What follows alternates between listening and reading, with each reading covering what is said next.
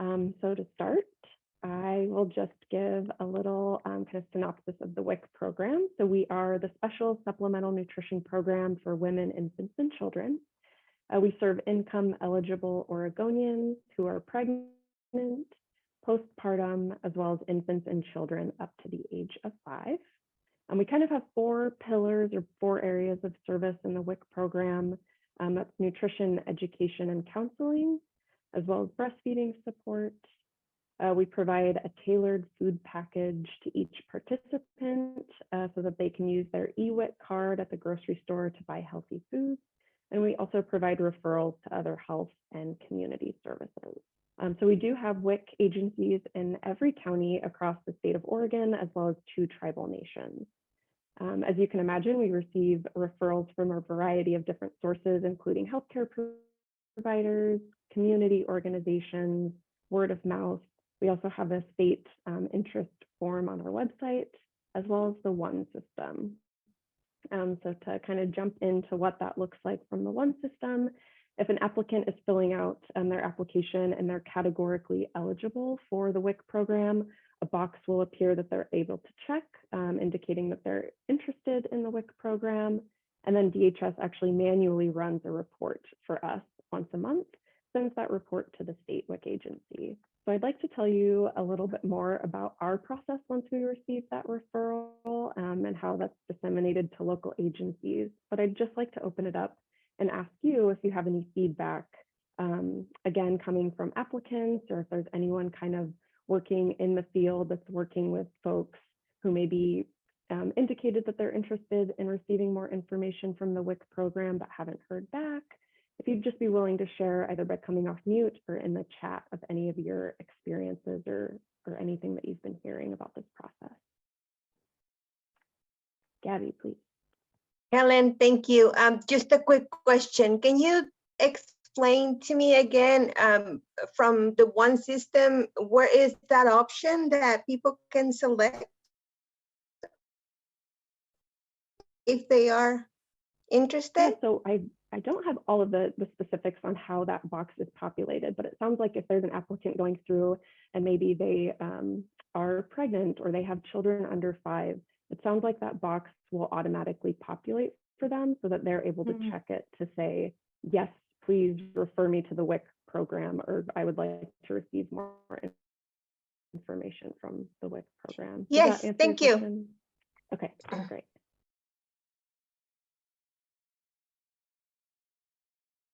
Anything that anyone's hearing?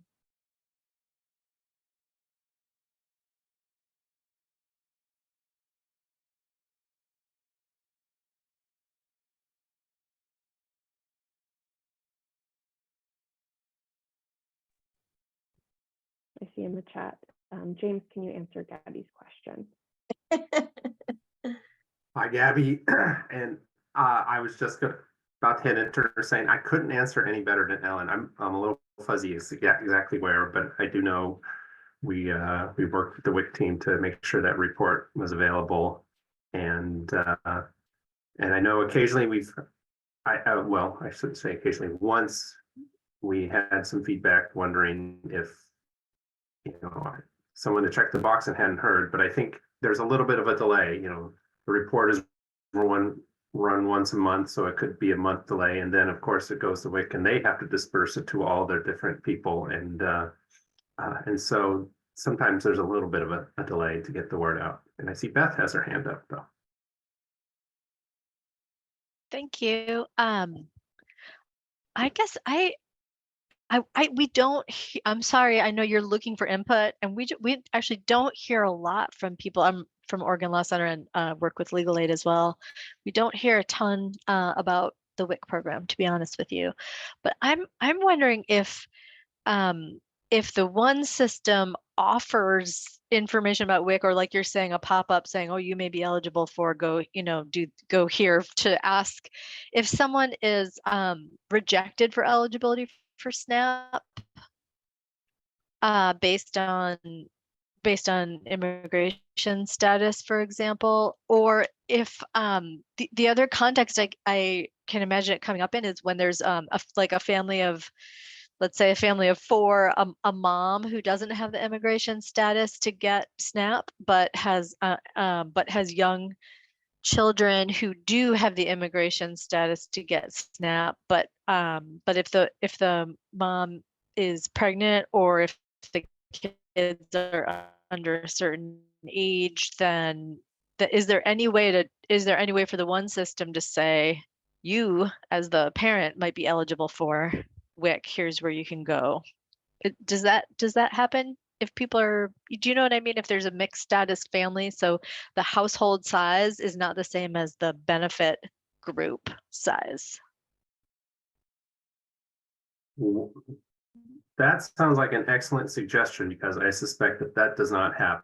You know, the notices that go out are just going to be, you've got SNAP or OHP or whatever, and just that little bit separate report, but it's not part of the notices at all. But that could be something that we look at for the future, because frankly, while it sounds ridiculous and ignorant, that it just hadn't occurred to me, at least. Maybe someone else has thought of it, but.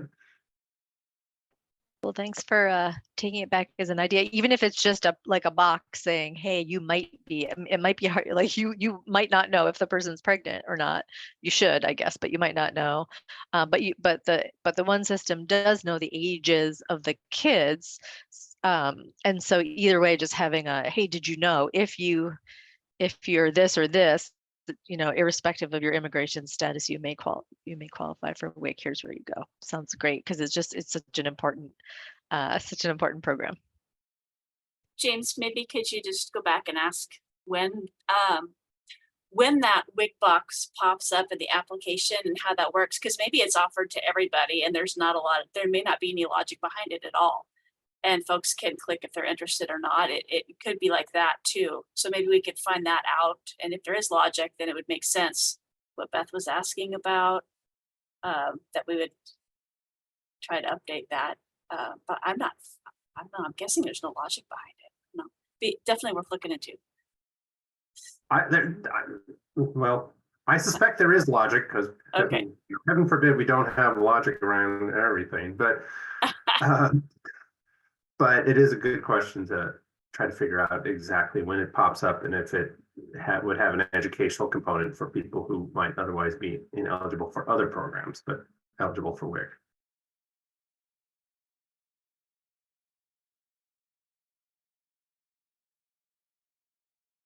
Any other ideas or any other feedback? And then I can just kind of wrap up with the last 5 minutes just to tell you a little bit about our process once we receive applications. Well, if you think of anything, feel free to raise your hand or put it in the chat. But James kind of already alluded to this, but there is a little bit of a lag time. So just maybe something for you to be aware of in case someone comes to you and asks you, hey, I submitted an application and I haven't heard from WIC. So because this is a manually generated report, it gets sent to our state agency once a month. So by the time we receive that, there may be applications that are just a few days old, but some may be a few weeks old.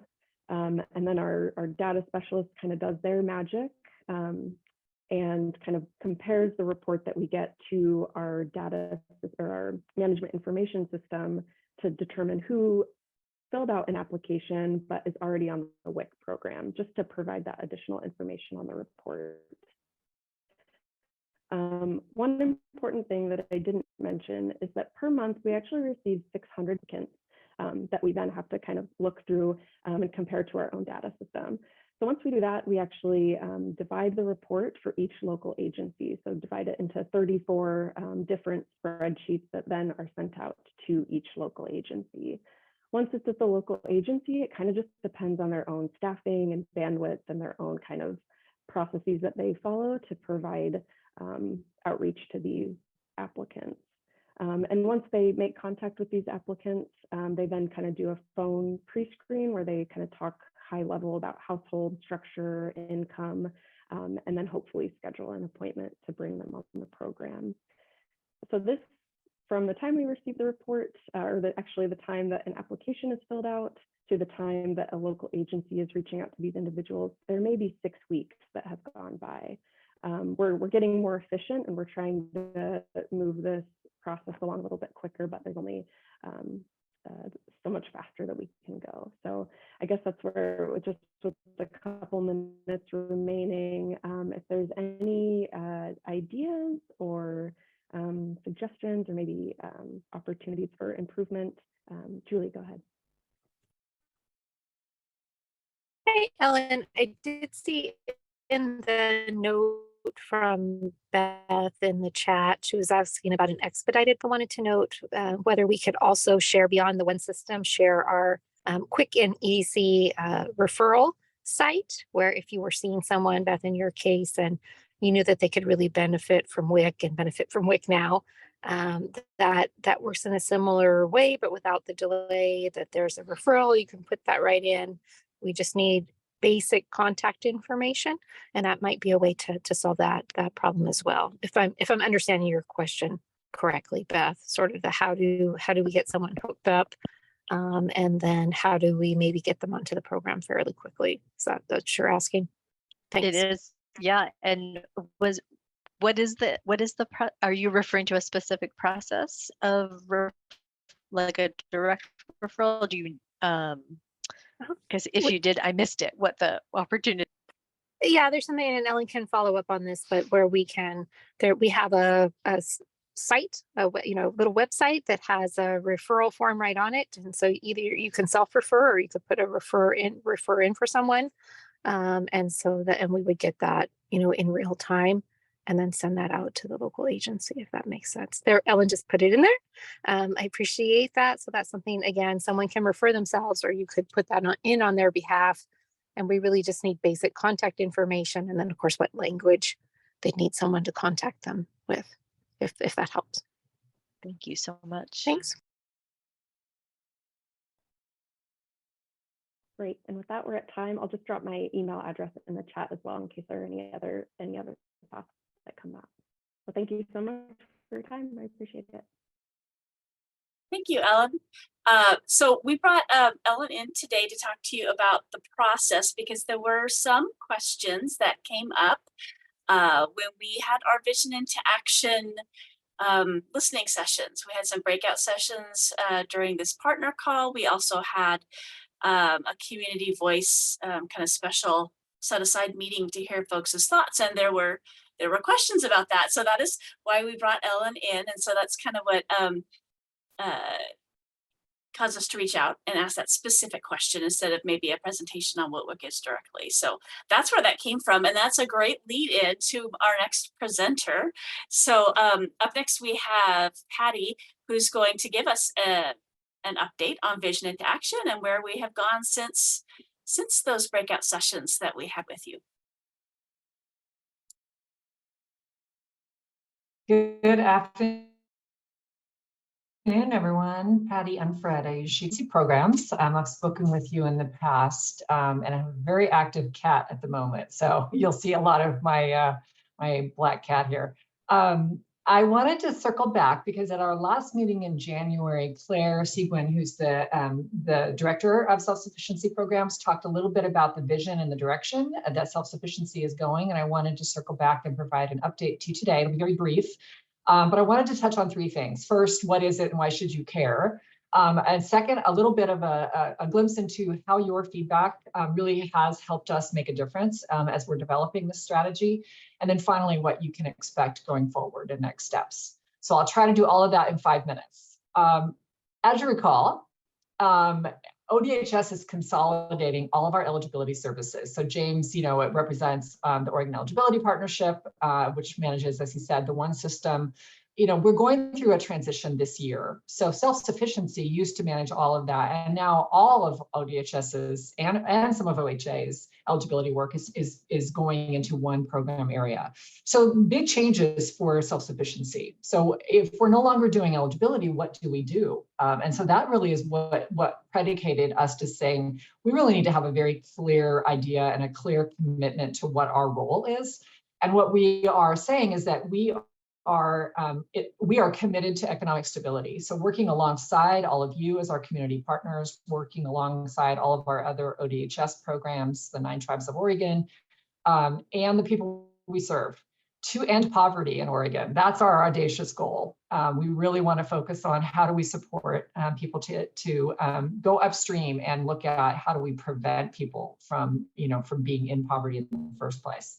So in some ways, that's a big shift, right? How do we get to yes for the people we serve? Really focusing on those outcomes. And in some ways, it's really a continuation of the journey that we've been on. This is the work this is how we're trying to do our work, and now we're just being really clear and really intentional about it.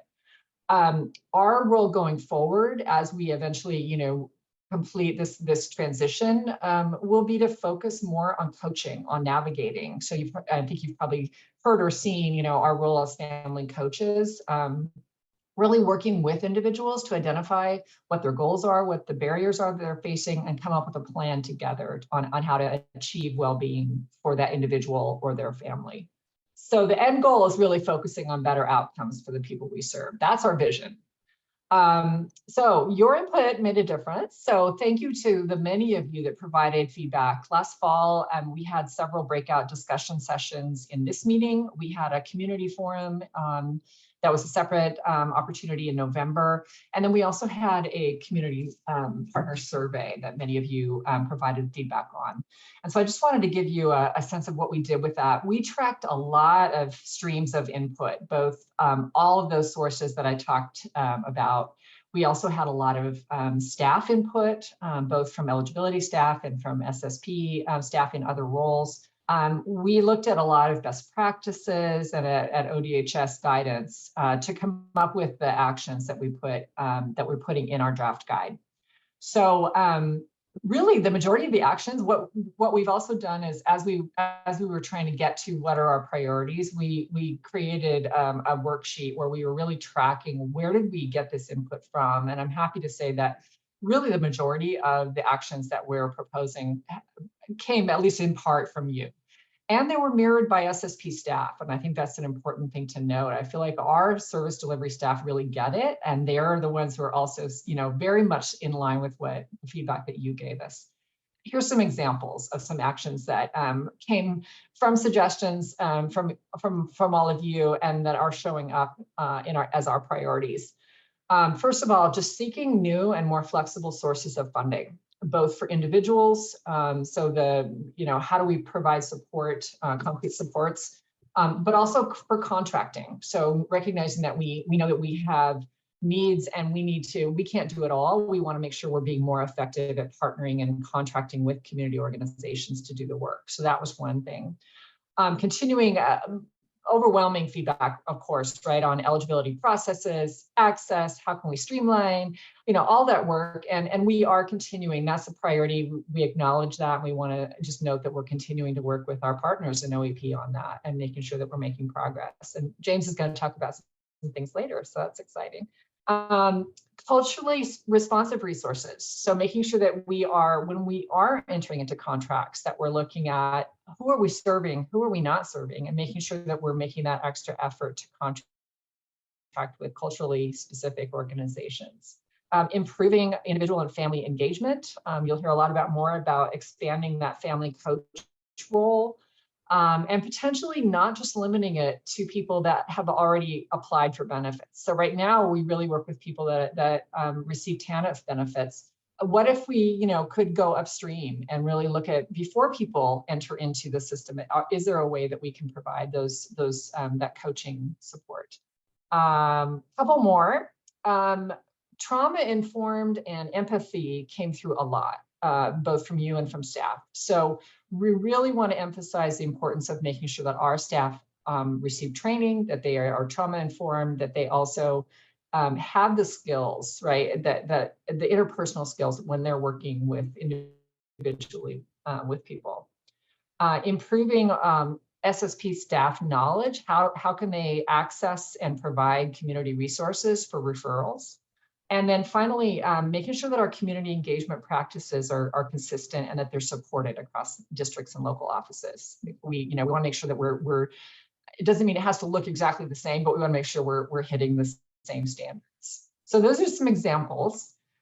Next steps that I wanted to share with you is that we're starting with training and coaching for all SSP managers in February and March.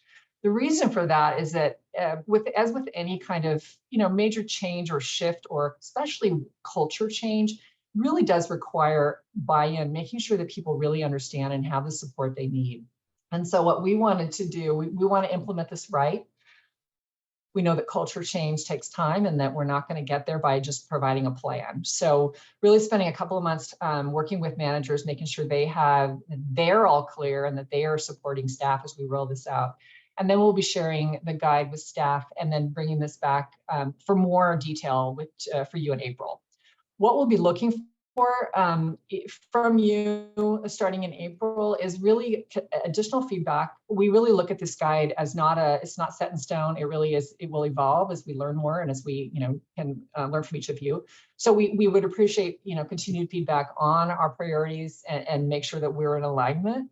And also feedback from you on how we implement, because that's as important as what we're going to do. It's how we do it. And then finally, how do we measure success? And that's going to be an important component of understanding from a community perspective, what does success look like, and make sure that we're actually, tracking that and responding to that. So that is my quick update. And I'm certainly happy to have questions or feedback at this point, but I know we also have other items on the agenda. So anything in the moment that you'd like me to expound upon?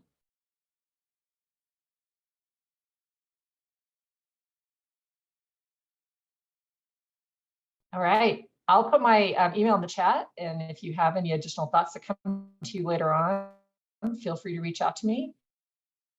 And if not, I'll turn it back to Misha. All right, thank you. I don't see anything so far, but we might get something in chat. So one of the things we heard during those community breakout sessions also was some frustrations around getting assistance with applying and waiting on hold on the phones. And so James is here to give you some good news on a new resource. So I'm going to hand it over to James. Yes, and as someone who has facilitated this meeting before, yeah, it's short attention span theater here, so I'm going to throw a bunch of stuff at you as well and try to do it quickly, because not only do I want to talk about the thing that's actually in the agenda, the community partner assistance, but I want to sneak in a few other things too. But first, with the aforementioned community partner assistance, what does that mean? Well, once upon a time, a few years ago, I don't know, 2019. There was a group of eligibility workers that answered calls from community partners, and more specifically from community partners who do medical assistance. Now, the good news is indeed we're bringing that back. There is a dedicated phone number, and that partners can then call now to get their help. Because let's face it, if you're assisting people with their applications, the questions, the basics, but you might have more complex questions. Now, I have some bad/ambiguous news, though. Even though this thing is starting March 1st, which is, I'm very happy how quickly this is getting off the ground, because this is state government and everything. But the bad ambiguous news is I'm not 100% sure if other partners outside of the medical assisters can also use this line. So trying to figure that out. My boss really wants it to happen. I think the trainers are just like, this is not what we do. So we're going to see. So I will give you updates as to the status of that. But just a few other little basics. I don't know if you want to know. There's going to be 16 workers to do it, and some support staff and leads, and it'll be in Spanish and English. Not sure about other languages, but and if for some reason the wait time for this community partner assistance line gets longer than the regular wait line, you can still go into the regular queue, which is where these community partners are going right now. So that was a bit. I think the important thing, if recognized, is we're building toward a more responsive system for community partners who are doing this work. And in any case, even if it doesn't have March 1st, down the road, we definitely will have this line available to anybody assisting people with their one applications and their questions.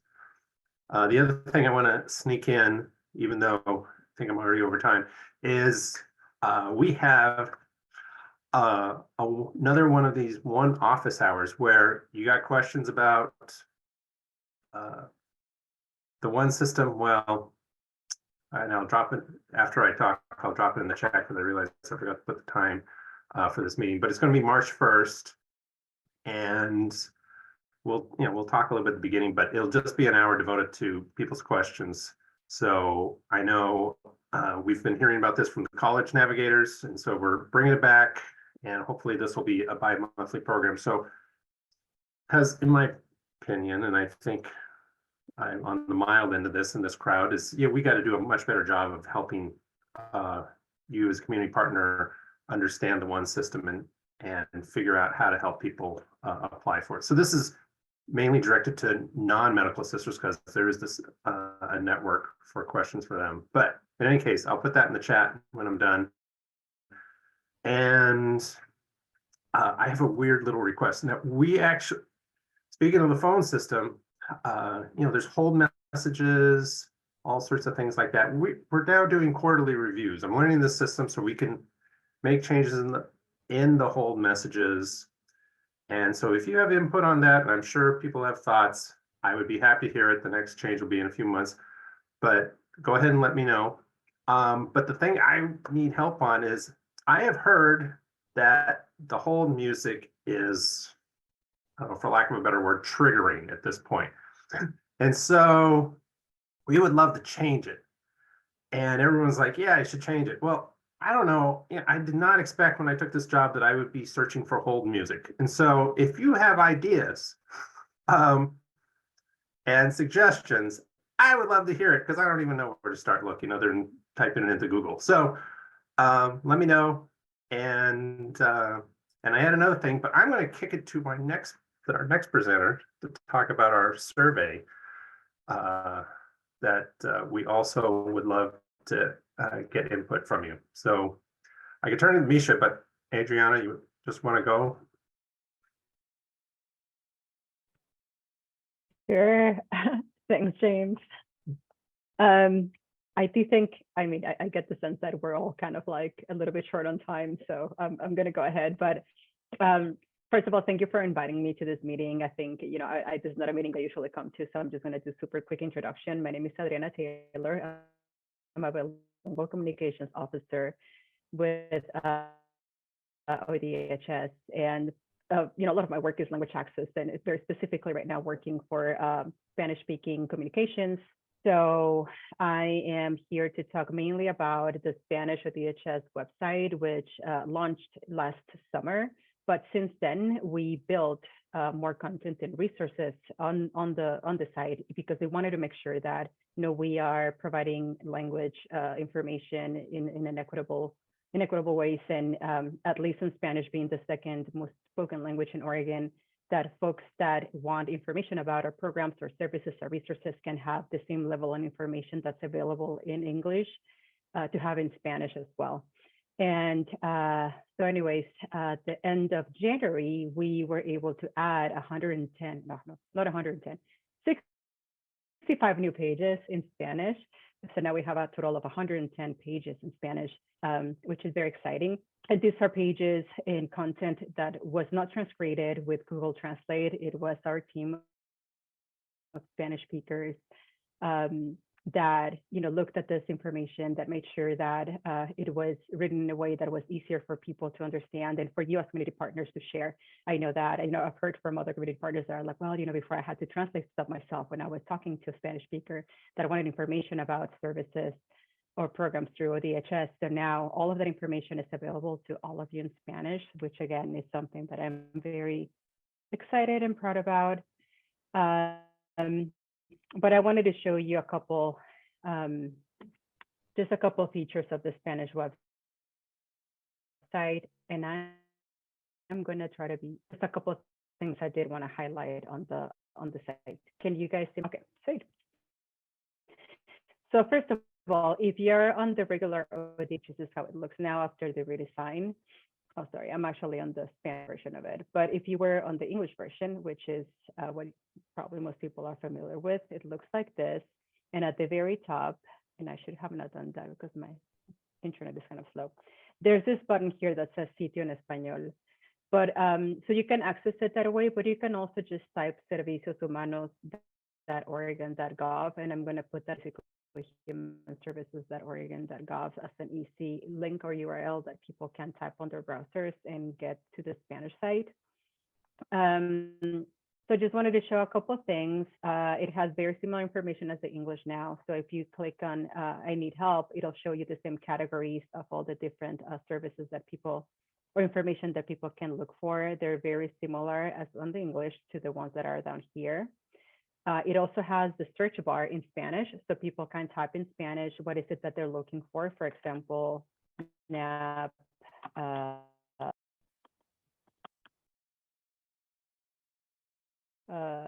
SNAP replacement, which is something that a lot of people are looking for information now, and people can just find also maybe the pages with the information they want that way. The other thing I want to mention is also pretty cool. Most of the information we have, again, as I mentioned in English, we have now in Spanish for people that are in programs, but not all the pages are translated. I see some pages that are more for contractors or partners in some ways might not be, but an easy way to know if a page has an English and Spanish version is to see this little button down here. So this is English. So that means that this page is also exists on the English side. So if you were on here and you wanted to see this information in English, you can just click on English and it'll take you to the Spanish or the English version of that page. And vice versa, right? If you are on the English site and you're talking to someone and they want that information in Spanish, you can as easily just click where it says Español and get to that content that way. And then the other thing that the site has that it didn't used to, it took a little bit to get this done, was the Office Finder function. We also now have it available in Spanish, so people can look for information about offices, if they're using it, or if they're using a smartphone, which a lot of people is what they use these days to find information and to look at sites. It has the option to just click here, and the localization technology will show them what the offices that are closest to them, but they can also choose specifically what type of service they're looking for, and this will show them obviously the map and also the different offices, and if there's any office closures because of weather or anything else, they'll also be able to see it there. And I think that's kind of the things. Again, I'm trying to go as fast as I can to highlight on the website, but I did want to share this because I'm hoping this can be a good resource for everyone that's working with the community. I'm also going to add my email on the chat if there's anything else that you were to think like, oh, I wish this was in Spanish, but I didn't see it there. Please let us know, or if you find any broken link or anything. But again, if there's any information on our site that would be helpful to all of you to have in Spanish that you do not see, let us know. But I do invite you to visit the site, to take a look at it, and again, hopefully it'll be helpful for you guys. And one last thing, again, as I rush through this, the thing that James Barta said, it was also gonna let me talk about. One of the other things that we're trying to do is also get better at how we communicate with partners, how we communicate with our communities. There is a very brief survey in Spanish that I have that we put together, just hoping if you have 4 or 5 minutes, it's very short. If you can just let us know, or if you have the time to answer. Kind of like how you receive information or how you search for information from us as an agency, and whether that's helpful to you or if you found it being harmful in some ways to you. And there's also a space to just let us know if there's anything we can do better. Again, there's so many ways we talk to people and communicate to people and agencies, through email, through text, obviously social media, the website. So again, it'll take you less than 5 minutes if you get the chance. And I think James just put it, yes, on the chat. So thank you everyone. And if you have questions, let me know. But I'm gonna put my information on the chat as well.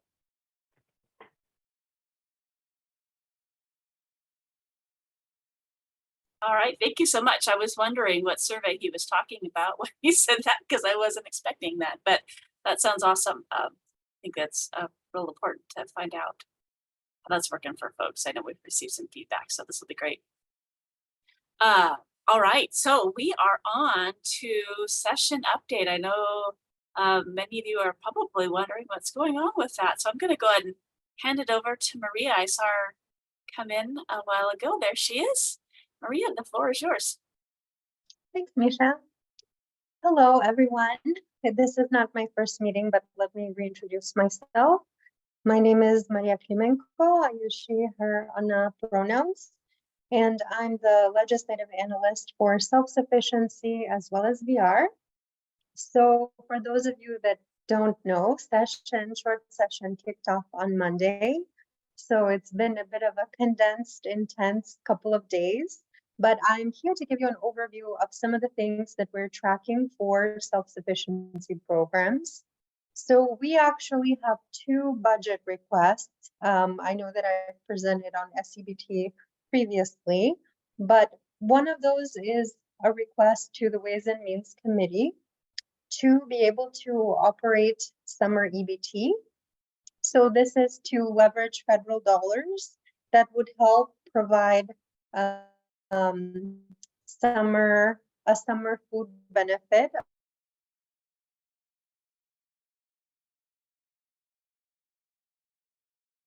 of about $40 per month, access to school meals. So we have students that would be eligible here in Oregon.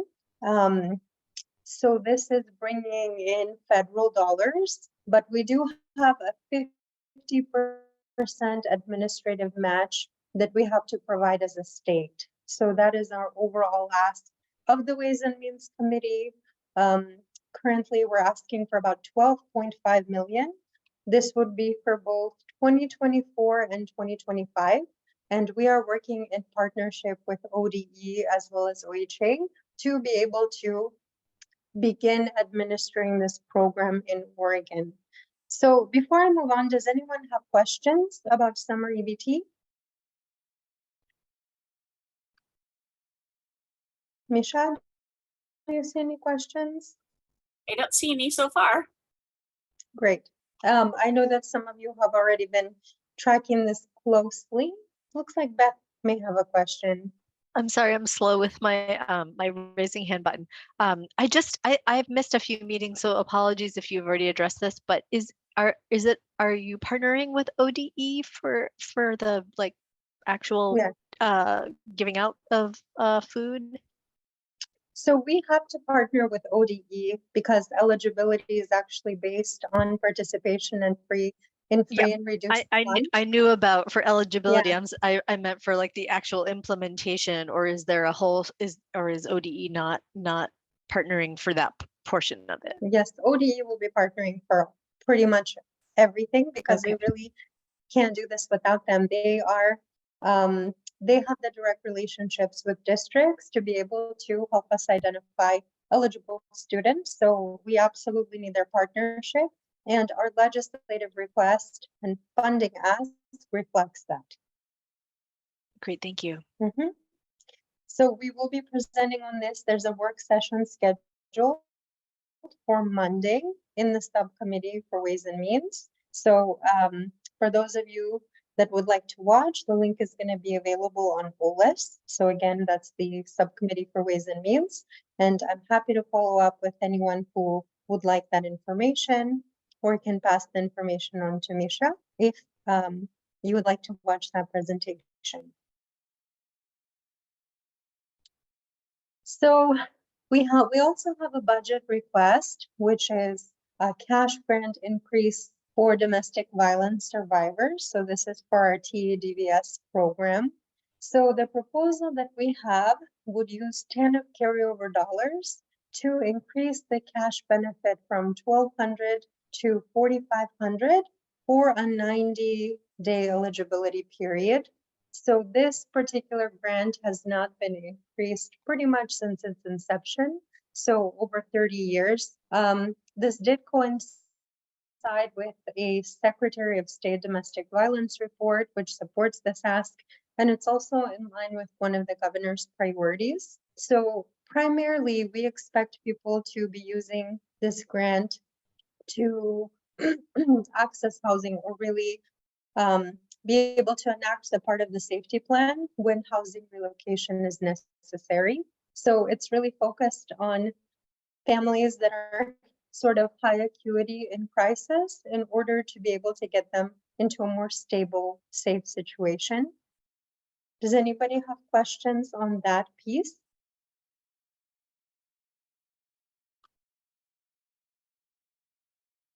Okay, we're currently not scheduled to give a presentation, but we have had a few meetings with various senators, so we think it's pretty well positioned. So there is a question from Susan on how soon that would be happening. Can you elaborate what you mean by what is happening, when it will be approved or when it's going to be heard?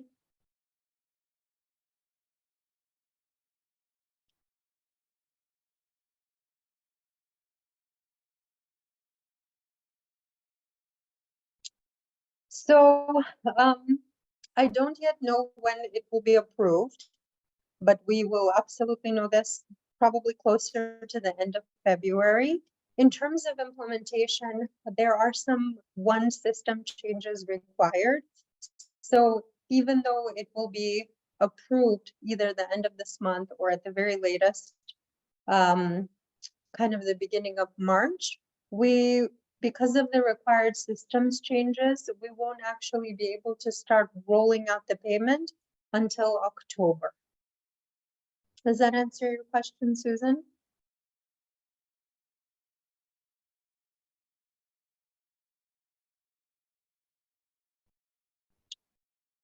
Okay, great. So I did want to bring your attention to a few other bills that we are currently tracking for SSP. So we have Senate Bill 1518, which refers to COFA citizens. So for those of you who don't know, COFA is Compact of Free Associations. So they are international agreements between the United States and Free Pacific Island sovereign states of the Federated State of Micronesia, the Republic of Marshall Islands, and the Republic of Palau.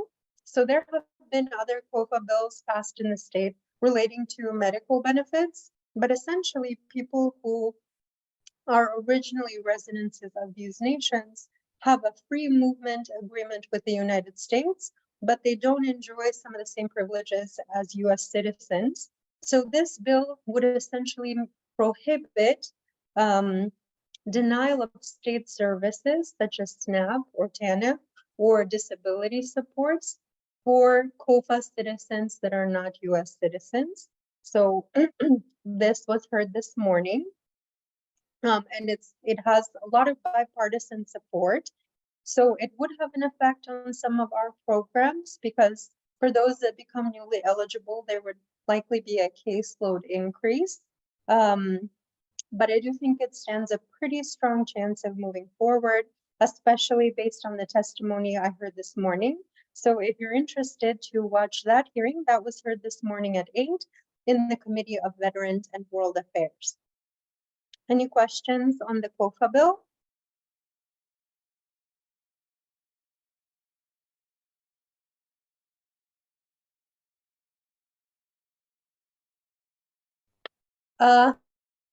Looks like there's a question going back to the TADVS. So the eligibility period will not change.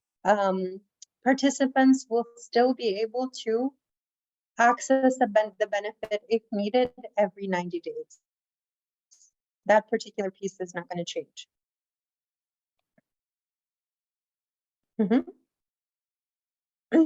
So in addition to the COFA bill, we are also tracking and are invested in HB 4085, which is a bill to provide legal services for, currently it says people that are undocumented, but it may be amended to say non-citizens. And essentially this bill would appropriate $6 million from the general fund to the SSP Immigrant and Refugee Program to contract for legal services, focusing on pathways to citizenship and adjustment of status. So this was a bill that was recycled from last session. It was initially focused on DACA recipients only and then was expanded to be more broad. This was introduced as a committee bill in the Early Childhood and Human Services Subcommittee.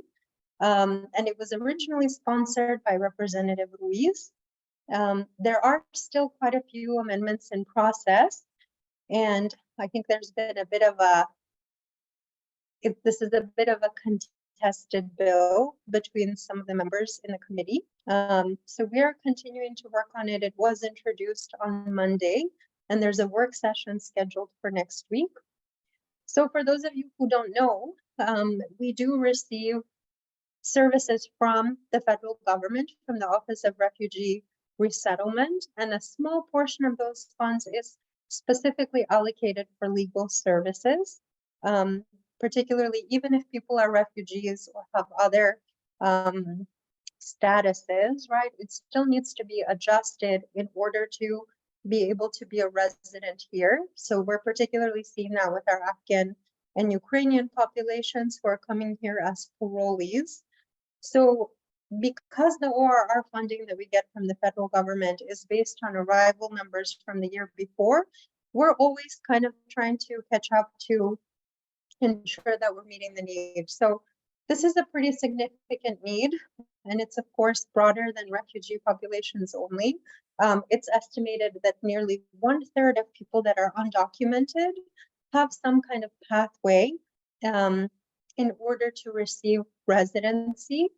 And so this is one of the things that this bill is intending to address. Questions?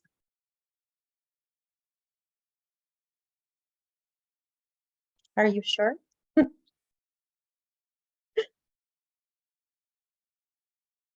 Okay.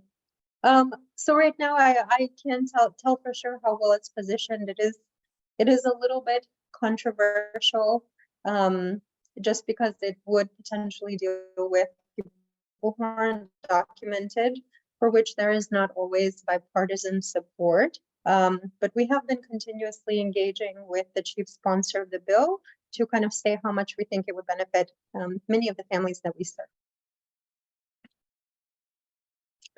So I have two other bills that I wanted to make sure you all were aware of. We're also tracking Senate Bill 1585, which is around SNAP hot meals. So this was sponsored by Senator Campos, and it essentially directs ODHS to create a work group to be able to use retailers that have prepared or hot food. And this is something that we have been trying to get in the books for quite some time. It's been a big interest for advocates as well, particularly for folks that are houseless or that don't always have access to a kitchen or be able to prepare meals themselves. It would require a ramp up process and some specific rules changes through our federal nutrition services. Again, there's some amendments that were introduced today that I think we have to iron out because there's a bit of conflict in terms of timeline and OEP changes and prioritization. So this is a bill we're engaging with, and I don't know yet how well positioned it is to move forward as is. Questions on that?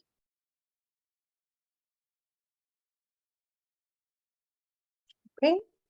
And one of the last bills that I wanted to introduce you to is Senate Bill 4159, which is also being called the newcomer bill. This is sponsored by Rep. Nguyen, and this is essentially somewhat of an extension of our Welcome Center project that was funded last session, which would provide shelter and wraparound supports for newcomers to the state. So we've had a pretty significant increase in both refugee arrivals as well as newcomers that are not coming through the refugee process.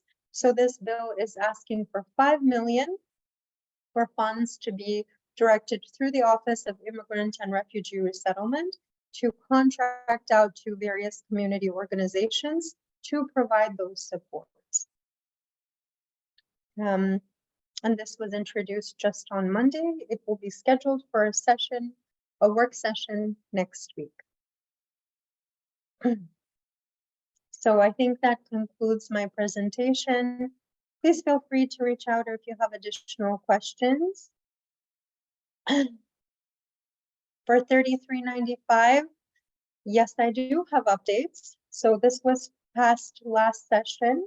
And I believe it was $4 million that is going through College Housing Northwest to provide affordable housing for college students.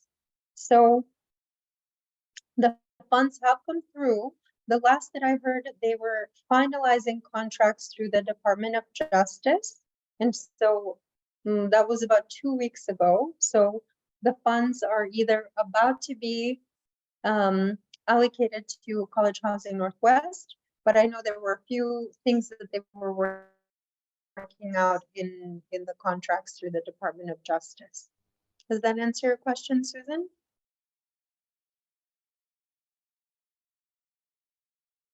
Okay, well, thank you very much for your time, everyone.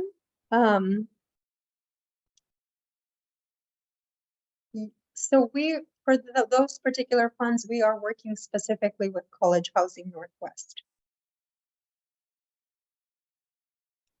But Susan, I'm happy to talk this through further. I'm going to go ahead and put my email in the chat if you want to email me directly.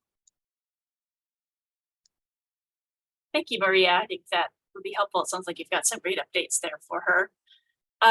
Thank you all for being here. I know we're a little bit over. We did continue to record. So for those of you who had to drop off early, you can hear the rest of Maria's wonderful updates on the recording. Before I let you go, though, I did want to let you know that tentatively next month, right after this meeting, so that is on the 14th at 3 o'clock, there will be an informational forum, or we're tentatively planning for it to be right after this meeting, so that folks can go right from this meeting to the informational forum if you're interested in learning more about summer EBT. So be on the lookout for that invitation, but we're hoping that by having it right up against this meeting, it'll be a little easier for folks to attend. So I'll get you that information as soon as that is finalized, and just wanted to let y'all know so that you were aware and could plan for that. Thank you so much for being here today. We'll see you next month.